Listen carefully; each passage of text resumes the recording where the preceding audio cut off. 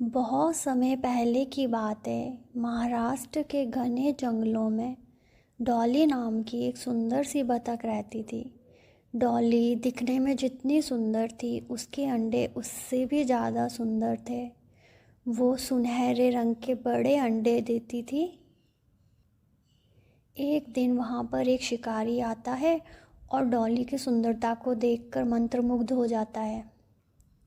वो डॉली का पीछा करने लगता है। डॉली को पता भी नहीं होता कि शिकारी उसे देख रहा है। वो जाकर अपने अंडों के पास बैठ जाती है। शिकारी लगातार उसे देखता रहता है कि अचानक उसकी नज़र सुनहरे अंडों पर जाती है और उसके मन में लालच आ जाता है।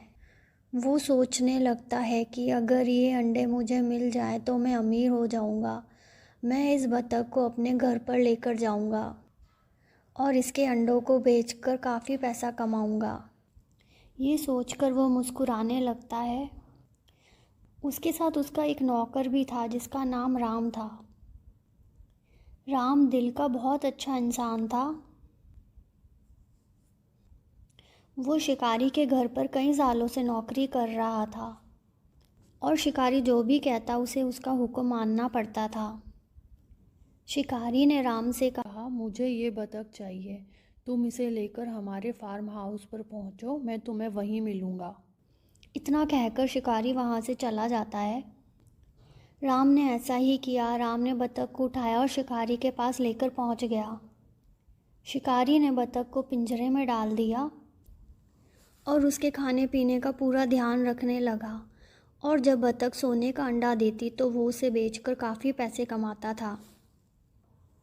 एक दिन राम ने बतख को पिंजरे में मायूस देखा। ना वो कुछ खा रही थी ना पी रही थी। उसे उस पिंजरे से आज़ादी चाहिए थी। कई दिनों से वो पिंजरे में कैद थी। वो बाहर खुली हवा में चैन की सांस लेना चाहती थी। राम से डॉली की ये हालत देखी नहीं जा रही थी। उसने शिकारी से कहा, साहब, डॉली की हालत बहुत ख़राब हो गई है। ना वो कुछ खा रही है ना पी रही है। इससे वो बहुत ज़्यादा कमज़ोर भी लग रही है। क्यों ना हम उसे पिंजरे से कुछ समय के लिए बाहर निकाल दें। इतना सुनकर शिकारी बोलता है, तू पागल हो गया है क्या? इसे पिंजरे से बाहर निकाला तो मेरे सोने के अंडे भी इसके साथ ही उड़ जाएंगे। नहीं नहीं राम, तू ये मत करना। इसे बाहर निकालने की कोई ज़रूरत नहीं है। ये अपने आप ही ठीक हो जाएगी। तू बस इसकी खुराक का ध्यान रखना, इसके खाने पीने का ध्यान रख। बाकी ये अपने आप ठीक हो जाएगी। राम ने शिकारी की बात मानते हुए डॉली की खुराक दुगनी कर दी। पर डॉली फिर भी कुछ नहीं खा रही थी और कुछ थोड़ा बहुत खाती तो वो भी उसके शरीर को नहीं लग रहा था। राम से डॉली की ये हालत देखी नहीं जा रही थी।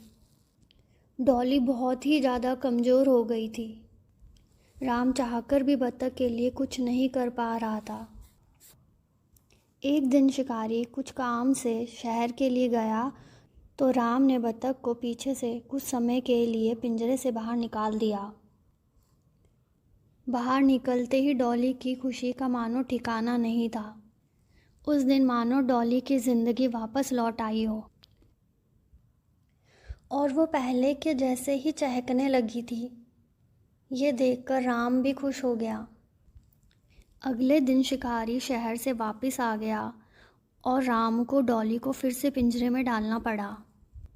शिकारी ने डॉली को देखा और बोला, अरे राम, तू तो कह रहा था ये कमज़ोर हो गई है, ये तो बिल्कुल स्वस्थ लग रही है। तू भी पता नहीं क्या क्या बोलता है।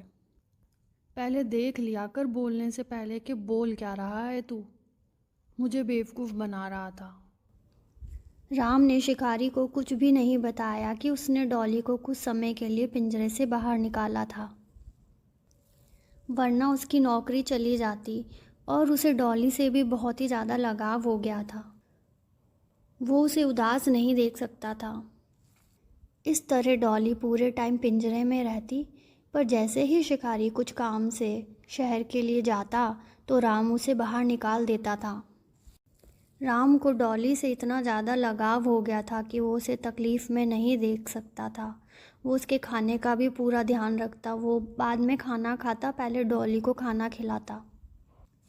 शिकारी को डॉली से कोई मतलब नहीं था, उसे तो बस सोने के अंडे से ही मतलब था। अब वो सोने के अंडों को देश के बाहर भी बेचने लगा। ऐसा कई सालों तक चलता रहा। धीरे धीरे डॉली की अंडे देने की क्षमता कम होती जा रही थी। अब वो 4 के बजाय 2 ही अंडे देती थी।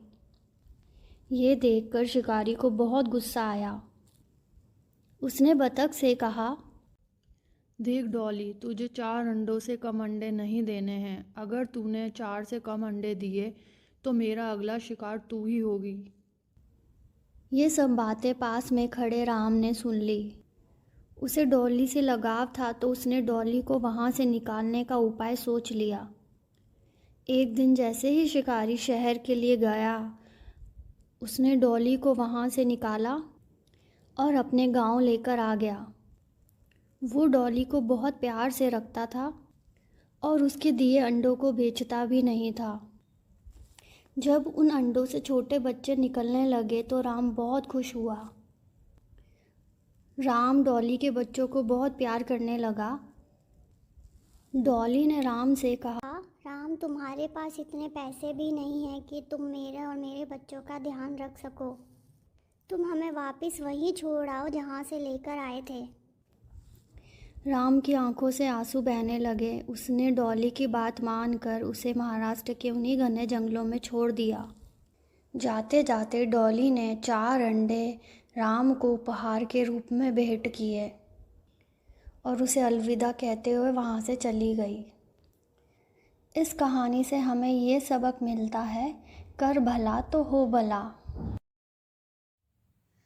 इसी तरह की रोचक और मनोरंजक कहानियाँ देखने के लिए हमारे चैनल को सब्सक्राइब कीजिए और बेल आइकन का बटन भी दबा दीजिए ताकि आने वाली हर कहानी आप तक पहुंच सके।